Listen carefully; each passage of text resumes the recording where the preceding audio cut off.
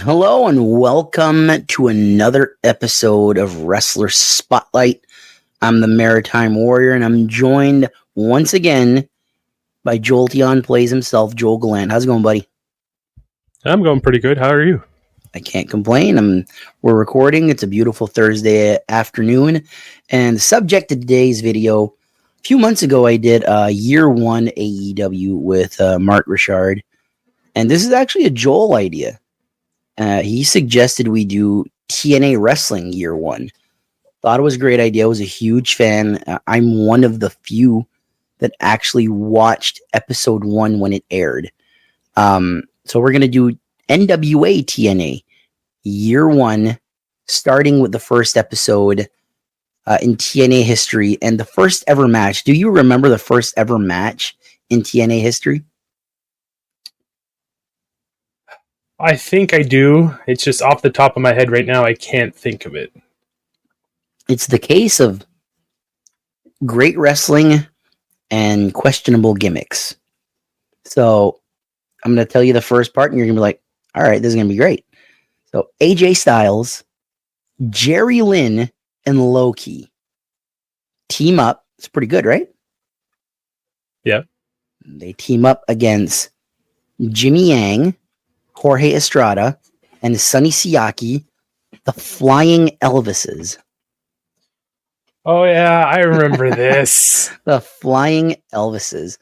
What do you remember about the Flying Elvises? Because that's the first, if you look, they get the first ever win in TNA history. TNA starts with this. That's how TNA started, eh? Yeah. That's crazy. Is that not the most TNA way to start something, though? Yeah, it is. I mean, they've been in business since 2002. I don't know how many times that people said TNA was going to go out of business, and they're still here. They're still fighting. They're thriving right now, actually. So there's something completely bizarre about seeing TNA hit 20 years in 2022, and then you see companies that were so successful, so popular, like WCW and ECW, that really changed the face of wrestling forever during that 90s period. Monday Night War not even cracked 10 years. TNA outlived them all. You know? Yeah, that's crazy to think about when you put it all out there. Yeah, it's so weird. And another strange gimmick on this night, do you remember the Johnsons? Richard and Rod with their manager Mortimer Plumtree. Okay, no, so don't remember these guys at all. The Johnsons were the Shane twins. They wrestled in the WWE, actually, it would have been at that time, as the Gemini, Jake and Jesse. Oh, they got stripped of like the NWA tag titles, right? And then I don't remember about that. But here, the Johnsons gimmick, they wear flesh-colored suits and masks, and they're basically human penises. I mean, with the name, it makes sense. Richard and Rod. That's funny. It's not hard to see who's booking this. Vince Russo's fingerprints are all over this. The big main event this night is the Gauntlet for the Gold. So how this works, I believe it was a 20-man battle Royal Rumble style, like every couple minutes somebody comes out. The last two participants would wrestle in a singles match to crown the new NWA World Heavyweight Champion. The last two members were Ken Shamrock, who is a few years removed from the WWF, and Malice, who is managed by James Mitchell, Father James Mitchell, who was the Sinister Minister in ECW, and he was what was his name? Gerald Van Horn or something like that in Mid-South, not Mid-South, but Smoky Mountain. He had Prince Karras, the wrestling mummy. Malice is the Wall from WCW. Remember the Wall? No, I don't. So he was with Berlin. Berlin is the former Alex Wright. Get it? Berlin and the Wall. The Berlin Wall. You know, punny names. So Ken Shamrock would actually get the win and beat Malice for the NWA World Heavyweight title. Ken Shamrock is the first champion. Is that a surprise to you? Not at all. Great specimen in the ring, incredible athletic ability, and it was a name from WWE and obviously the UFC. Yeah, that seems to be a running theme for TNA for their entire existence. Are you a former WWE star? Hell yeah, become our world champion. Sometimes it worked. Kurt Angle, Christian Cage, those were times where, like, obviously these guys are world-class athletes. But still right now, except for Kurt Angle. Kurt Angle's retired, but Christian doing the best work of his career right now. No, I mean, for TNA having a former WWE guy being the world champion right now. Yeah. Nick Nemeth, the former Dolph Ziggler. Instead of going with your hot hand in Joe Hendry. But that's what it is. That's what TNA chooses to do. And in one way or another, it kind of makes sense. WWE is the number one. There's no ifs, ands, or buts. Whether you're a fan of them or not, WWE is the top of the food chain. Mm-hmm. The Wall here. The following year, he would actually pass away very young in Japan. You don't have any memories of The Wall or Malice in TNA? If I'd seen them, probably, but just off the names, not at all. So during this TV taping, because this was a one-night TV taping, they would also crown their first ever TNA X Division champion. And it was won by the phenomenal AJ Styles. So in the entire history of the X Division title, you have to start it with AJ Styles. Styles was super young in his career. He had signed with WCW in their dying days. WWE offered him a contract, and he was like, no. So he goes to TNA and makes a name for himself. If there's one success story in TNA, it's AJ Styles.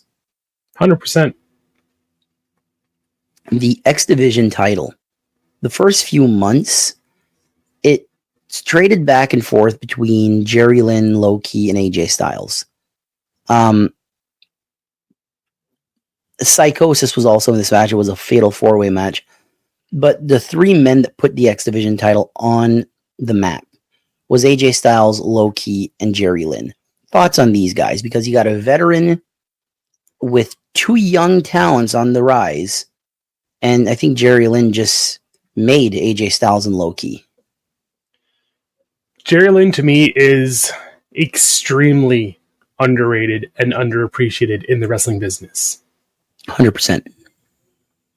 He's one of the greatest guys to fill in this type of shoe. So, like the X Division, the mid card. Obviously, he wouldn't be a world champion in like a WWE or an AEW or whatever, but this mid card role for him and helping obviously build AJ Styles, Low-Ki, and all the other guys that went through this early X Division. What's funny with Jerry Lynn, he's not the type of wrestler that, like you said, you would see with a world title. Let's not forget, he's a one-time ECW World Heavyweight Champion. Only for 35 days, but he held it. Yep. And he's a one-time Ring of Honor World Champion. Only for 70 days, but he held it. He also ended Nigel McGuinness's reign. His long-ass reign, which is second all-time, I think, only behind Samoa Joe's. They chose Jerry Lynn to end that. So yeah, Jerry Lynn, I agree with Joel 100%. One of the most underrated, underappreciated. He was a veteran at this point in time by like 10, 15 years. Yeah. So Jerry Lynn, like, I don't know if AJ Styles and Low-Ki, they probably do, but I think Jerry Lynn helped speed their process up. Yeah, I agree. The tag team of TNA during this early time period is created on the fly. Wildcat Chris Harris, Cowboy James Storm, they make America's Most Wanted. in the early days of TNA, when I was a massive fan, I'd watch this more than WWE. The one thing I'd remember is their tag team division. The cornerstone there was America's Most Wanted, 6 times NWA World Tag Team Champions. When that tag team ended, I'm not going to lie, I was very sad. And, Chris Harris never really recovered from that. He became Braden Walker in WWE, the stupid knock-knock joke, and he had gotten overweight. James Storm did a little better, created Beer Money Inc. with Robert Roode. Became world champion for only 8 days, but at least he held it. Talk to me about America's Most Wanted, because they feud with Team Canada throughout the years. They feud with Triple X, which is like what put them on the map. They feud with the Naturals. Talk to me about that, because I'm sure you remember them fondly. Oh, America's Most Wanted was one of my favorite tag teams at one point. I like the whole shtick. I like both guys. They were great wrestlers. Mm-hmm. Also, I'm pretty sure they feuded for a while. Didn't they feud with James Mitchell's group too? They did. The Disciples of the New Church. So this would have been Sin, and there was Sin, there was Slash, and the Killdozer, Brian Lee. Sin Bodhi, which we've seen in the Maritimes. First time I ever saw Sin Bodhi was in TNA when Slash was throwing darts at his back. Mm-hmm. Literally, just throwing darts at his back. And they feuded. That was their first major feud. They would not be the first NWA TNA World Tag Team Champions. That would go to AJ Styles and Jerry Lynn. Yep. They would win the vacant belts, and it would just continue the X Division storyline. Belts would eventually be vacated, and America's Most Wanted would win the belts. They would feud with the Disciples of the New Church and Triple X during this time. We would have the legendary steel cage match when Elix Skipper would walk the cage and give the Hurricane Rana to, I believe it was Chris Harris that he gave it to. But just to take that bump and to give that bump takes balls. Yeah, what a fantastic problem to have. AJ Styles being your first X Division champion and technically your first tag champion, right? Like, you're crazy. He was breaded for greatness in TNA. He was just he was the man, and we'll get to this at the end, but AJ Styles would become TNA's first Triple Crown champion. Yeah, that's true. In August, Ken Shamrock loses the NWA World Heavyweight title to Ron the Truth Killings, now known as R-Truth. He's a comedy character now. In NWA TNA, he was serious. He was a badass. And he was the first black NWA World Heavyweight Champion officially recognized. I know some people are going to say Bobo Brazil and Bearcat Wright and all these guys. They were technically unofficial champions. This time you're officially the world champion. How big was it for R-Truth to get that? Man, I love Ron Killings. I found he played his character great. Usually he was a heel. Great, fantastic wrestling ability. Athletic, very athletic. Mm-hmm. And when you can say you're the first officially recognized, quote unquote, black world champion, I mean, that means a lot to that community. Yeah, absolutely. Really deserving too, because you look at the names in TNA at that point in time, and Ron Killings doesn't leap off the page as someone that he's going to be the world champion. You got Jeff Jarrett, Scott Hall is there. You got, a lot of big name talent that you think they're going to be the next champion, especially Jeff Jarrett. It's his promotion. But Ron the Truth Killings, he wins the title and just runs with it. I think he's champion for a good 3 months, a little bit more. Once he loses that title, he basically starts the 3 Live crew with BG James, which is the former Road Dogg Jesse James, and Conan. And I believe they start as heels, but the act is so popular it turns them babyface. Remember the 3 Live Crew? Oh yeah, it was good times. Like I said, Jerry Lynn, AJ Styles, Low-Ki, they trade the X Division title back and forth. America's Most Wanted, they are the World Tag Team Champions. They're feuding with the Disciples of the New Church. Going into 2003, we start to see a new stable get formed in Sports Entertainment Extreme. So how this stable got formed, and that's SEX for anybody wondering. Vince Russo, ladies and gentlemen. Jeff Jarrett finally wins the belt. Wins the NWA World Heavyweight title from Ron the Truth Killings. I believe in November 20th. And all of a sudden, Sports Entertainment Extreme, they're going to feud with Jeff Jarrett. And Vince Russo is the mastermind behind that. Eventually, we get this handicap match with BG James, one of the Harris twins, and Low-Ki, I think. And Jeff Jarrett has to survive that and eliminate all the members. He does. The TNA roster comes out. They're celebrating with Jeff Jarrett. All of a sudden, Raven makes his debut.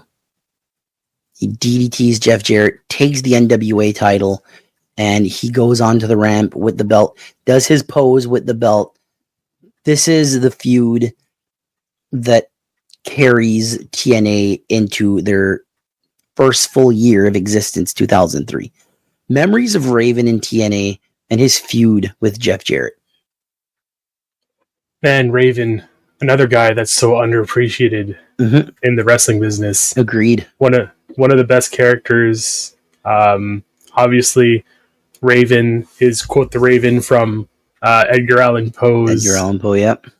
The Raven. One of my favorite poems, technically, even though it's like a few pages long. It's a good one, though. We all read it in school. So, when I was watching this every week, I became addicted to TNA because you have WWF, you have WCW, you had variety. Eventually, we even got ECW on TNN. Now it's just WWF. We got Raw and SmackDown. By this point in time, the brand split started. But it's still WWE. To finally get something different was crazy to me. And to have these stars, it's clearly lower than WWE.